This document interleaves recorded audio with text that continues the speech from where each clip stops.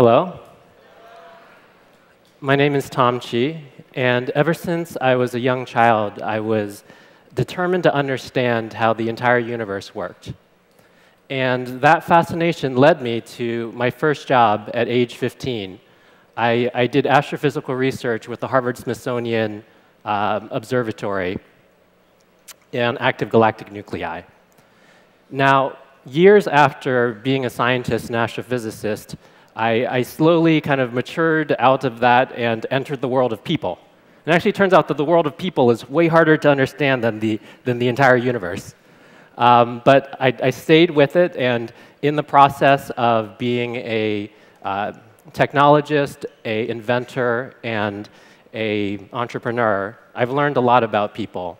And what I'm going to talk to you today is a little bit of what I've learned, because as I learn about people, I get very interested in the gaps that still remain for us as human beings and us as a civilization relative to the challenges that are in front of us. And one of those gaps that I've seen is around this concept. And the concept is a really simple one. It's the concept that everything is connected. You've probably heard this many, many times, in fact. It's an element of almost every spiritual tradition of humankind throughout all of history. But whenever I hear people talk and mention this phrase that we are all connected, they do so in a way where it's as if it's something they wish that they could believe was true. That it's something that's abstract, that it's esoteric, that it's a thing that is unprovable, but they just really wish the universe was like that. And today I'm here to describe that everything really is connected, and not in some abstract, esoteric way, but in a very concrete, direct, understandable way. And I'm going to do that with 3 different stories. A story of the heart, a story of the breath, and a story of the mind. So let's begin. So all of you in this audience today, your hearts are beating right at this moment. And the reason that your hearts beat is because you need to move this molecule through your blood called hemoglobin. And hemoglobin carries this smaller molecule that's called HemA-B, which is what we see over here. Now, at the heart of HemA-B is a single atom of iron. So in a way, at the heart of our heart is this little iron atom. And this is actually a really essential part of the hemoglobin molecule, because this is the thing that allows us to bind oxygen and move that through our circulatory system. But one thing that you may not know is that the only way that iron is created in the universe is through supernovas and through supermassive supermassive stars. So the universe started with basically no iron at all. Hydrogen, helium, and only through the process of these stars forming, exploding, forming, and exploding was iron able to be created that now courses through each one of our veins. But the story doesn't really end there, because why do stars keep forming? Actually, after a supernova happens, it may be a long time before those gases come back together to form a star. So in order to go understand how this works, we need to understand why stars would form. And even though there's a couple different ways that stars form, one of the most robust is this process, galactic collisions. And these are images from the Hubble Space Telescope, and they show through a series of panels, which are actually different galaxies, because this process takes like 500 million to 1 billion years. Different galaxies, what the process of a galactic collision would look like. So across the top, you get the galaxies slowly coming together, and in the bottom 3 frames, you see them smashing into each other and their interstellar gases mixing. And in the process of doing that, they set on fire with new star formation across the entire galaxy and whatever remains after the collision. Now, even here is not the end of the story. Because why in the world would galaxies collide? This doesn't seem like a thing that should just happen for no reason. So to understand this, we're going to need to scoot back way, way more. And here we're at the level of seeing about 100,000 galaxies. So last slide, 2 galaxies. This slide, 100,000 galaxies. Every one of these dots here is a galaxy that is in our supercluster. And we're that red dot over there, where it says you are here. And these glowing lines are not galaxies. These glowing lines are the trajectories that these galaxies are going to take through gravity over the coming billions of years, in this beautiful gravitational dance of all these galaxies swirling together in a gravitational structure that we call Laniakea, which in Hawaiian means the immeasurable heaven. And it's this process, the gravitational dance of 100,000 galaxies swirling together, which drive the process of galaxies colliding, which drive massive star formation, which drive the process of creating the iron that courses through each one of our veins with every heartbeat. And in this way, every one of our heartbeats is connected. Now we're going to move to a second story. And this story is about breath. And taking a deep breath is one of the most simple ways to connect with our own bodies, a deeply grounded, calming breath. But taking a deep breath was not something that was possible on this Earth 3 billion years ago. On this slide, we have the composition of the atmosphere of the Earth during that time period. We had about the same amount of nitrogen, but we had almost no oxygen at all. So you would be taking a breath in vain 3 billion years ago. And we actually had a huge amount of carbon dioxide. And the net effect was an almost inhabitable planet. The only organisms that could exist at that time were single-celled organisms inside of stromatolites and other close spaces. Now, luckily for us, one of those organisms that was alive at this time was something called a cyanobacteria. And that's a picture of it in the background. And this organism has the special trick that we call photosynthesis, the ability to go take energy from the sun and transform carbon dioxide into oxygen. And over the course of billions of years, so starting from 2.5 billion years ago, little by little, these bacteria spread across the planet and converted all that carbon dioxide in the air into the oxygen that we now have. And it was a very slow process. First, they had to saturate the seas, then they had to saturate the oxygen that the Earth would absorb, and only then, finally, could oxygen begin to build up in the atmosphere. So you see, just after about 900 million years ago, oxygen starts to build up in the atmosphere. And about 600 million years ago, something really amazing happens. The ozone layer forms from the oxygen that has been released in the atmosphere. And it sounds like a small deal, like we talked about the ozone a couple decades ago, but it actually turns out that before the ozone layer existed, Earth was not really able to sustain complex multicellular life. We had single-celled organisms, we had a couple simple multicellular organisms, but we didn't really have anything like you or me.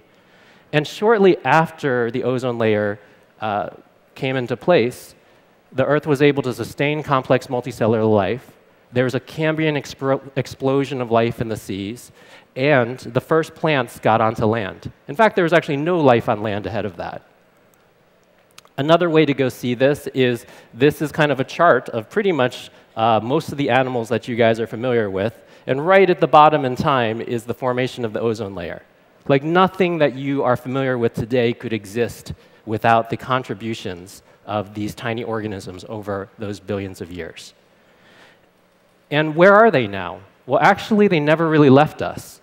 The direct descendants of the cyanobacteria were eventually captured by plants, and they're now called chloroplasts.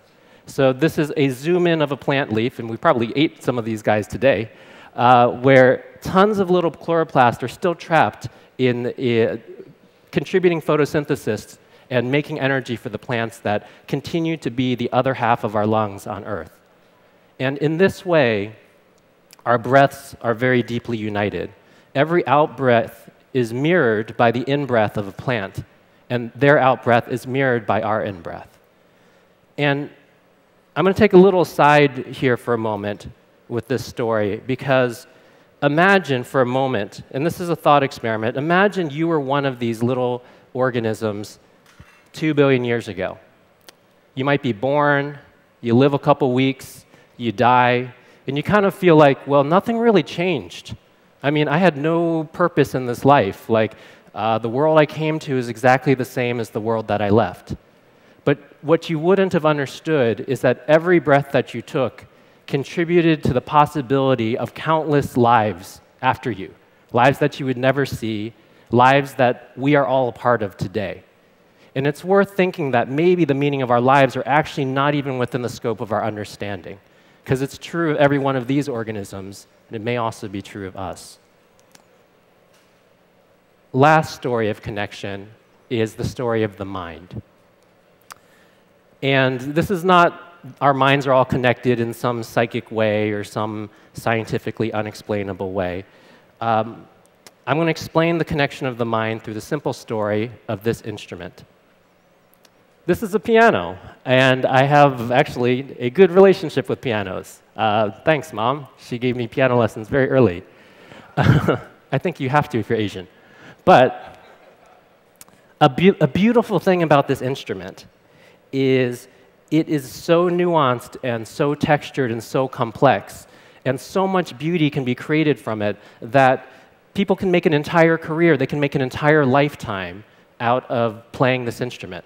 Professional musicians, concert pianists get to know this instrument deeply, intimately, and through it they're able to create with sound in a way that just dazzles us and challenges us and deepens us. But if you were to look into the mind of a concert pianist and you used all like the modern ways of imaging it, an interesting thing that you would see is how much of their brain is actually dedicated to this instrument.